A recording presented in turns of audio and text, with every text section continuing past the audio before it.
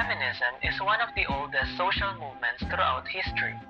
Despite the name, it doesn't merely benefit women, but aids men as well. For instance, feminism helps mitigate the expectations regarding men as the sole provider and encourages emotional expression. By questioning the rigid boxes society has set for the binary, and women especially, it significantly brings about positive change surrounding gender as a primary focus. In this video, we will go back in time to witness how different types of media portray women during the four waves of feminism. The first wave of feminism happened around the mid-19th century up until the early 20th century. This movement was particularly simpler than the succeeding waves since it had a primary goal in mind, which were women's suffrage and property rights, among other things.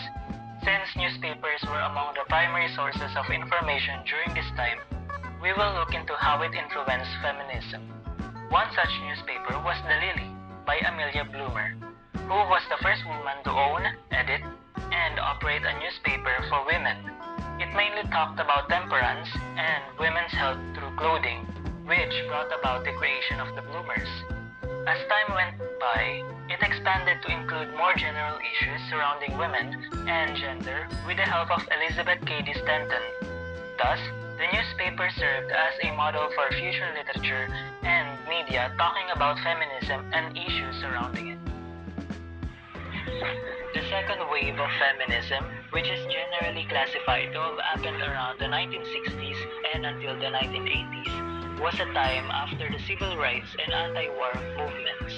Advertisements during this era portrayed women in the way the patriarchal society deems as perfect. Studies have shown that consumers of advertisements were primarily women, and said advertisements surround topics regarding the household and domesticity. Therefore, a book by Betty Friedan called The Feminine Mystique opened the eyes of many women regarding their current issues. It talked about the mystique being the sexual passivity of women and neglect to themselves for the sake of others. Also, it brought about topics related to advertisements of the time and their portrayal of women. Because of this, the second wave of feminism reignited and ensued many reforms such as the Equal Pay Act of 1963, among others. The third wave of feminism is where flaws from the preceding waves have been addressed. This wave is classified to have happened around the 1990s until around the 2010s. It intended to be inclusive and intersectional. Therefore, it encouraged feminism within the broader scopes of gender, race, class, and other factors. Compared to the earlier waves, it didn't need wealth and resources for people to voice their opinions on feminism, saying that it influenced the Girl Zine movement, which were heavily inspired by Riot Girl movement, with women-led bands such as Bratmobile and Bikini Kill. These zines served as documentation and the creative outlet for them. The emergence of critiques regarding the inclusivity of the movements may have sparked the increase in zines created by people of color and other minorities, further pushing the goal of intersectionality.